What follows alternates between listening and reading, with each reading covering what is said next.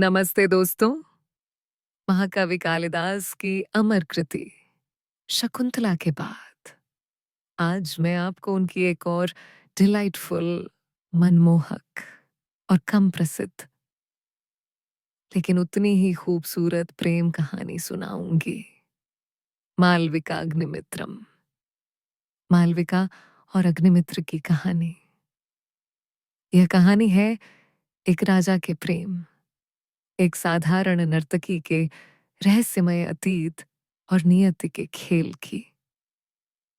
आज मैं आपको बताऊंगी कि कैसे सच्चा प्रेम सामाजिक बाधाओं को पार कर लेता है और भाग्य का लिखा कोई नहीं मिटा सकता।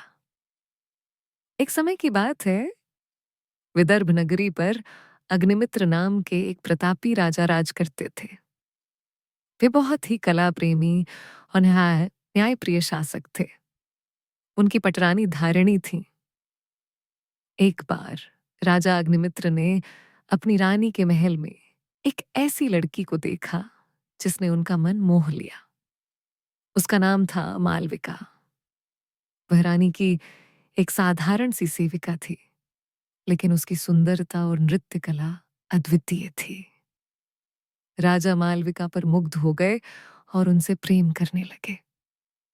राजा अग्निमित्र मालविका से मिलना और उससे बात करना चाहते थे, लेकिन रानी धारिणी को यह पसंद नहीं था।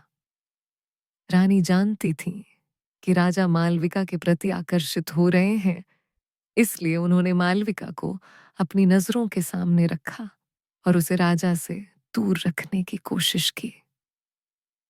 लेकिन प्रेम भला कहाँ छिपता है। राजा अग्निमित्र ने अपने चतुर विदूषक राजकीय मसखरा गौतम की मदद ली। गौतम ने एक योजना बनाई।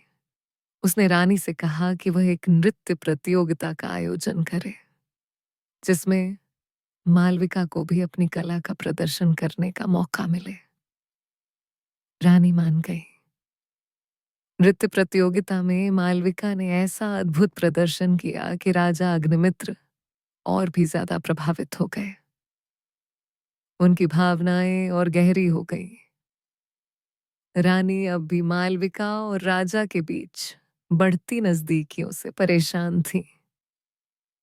इसके बाद गौतम ने एक और योजना बनाई। उसने एक नकली सांप के काटने का नाटक किया और कहा कि उसे केवल मालविका के हाथों से दवा मिलने पर ही ठीक किया जा सकता है। इस नाटक के बहाने मालविका को राजा के पास लाया गया और इस तरह राजा को उससे खुलकर बात करने का मौका मिल गया। दोनों के बीच प्रेम और भी गहरा हो गया।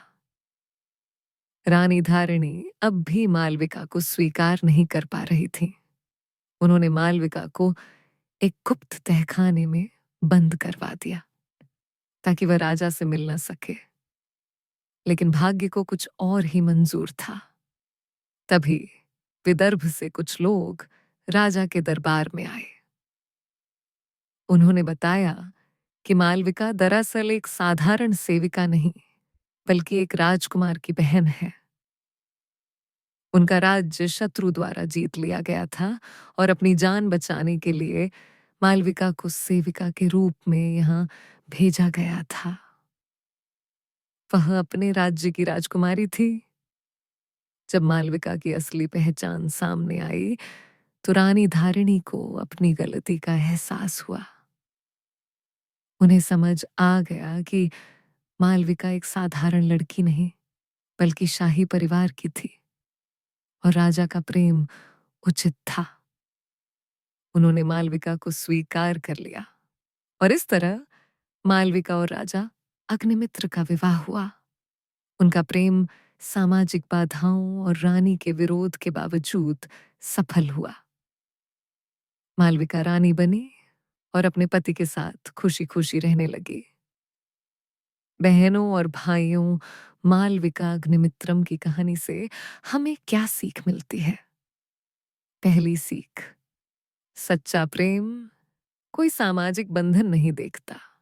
राजा और एक सेविका के बीच का प्रेम साबित करता है कि प्यार किसी भी स्थिति को पार कर सकता है। दूसरी सीख, भाग्य की भूमिका। कहानी दिखाती है कि कैसे भाग्य और नियति ने मालविका के सच्चे स्वरूप को उजागर किया और उसे उसके योग्य स्थान तक पहुंचाया। तीसरी सीख, धैर्य और बुद्धि। राजा अग्निमित्र ने अपनी बुद्धि और विदूषक की मदद से अपने प्रेम को पाने के लिए धैर्य रखा और रानी ने भी अंततः सत्य को स्वीकार किया। चौथी सीख, किसी को उसके बाहरी रूप या पद से न आंकें। मालविका एक सेविका के रूप में थी, लेकिन उसका असली मूल्य और पहचान बहुत ऊंचा था। जैसा कि हमारी दादी नानी कहती हैं, हीरा कितना भी छिपा हो अपनी चमक जरूर दिखाता है और सच्चा प्रेम अपनी राह ढूंढ ही लेता है। तो मेरे प्यारे भाइयों और बहनों, याद रखिएगा, अपनी पसंद पर विश्वास रखें, धैर्य से काम लें और कभी भी किसी को उसके बाहरी पद या स्थिति से न आंकें। भगवान करे आप सब हमेशा खुश रहें और जीवन में सच्चे प्रेम को पहचानें। आपकी बहन की यही दुआ है।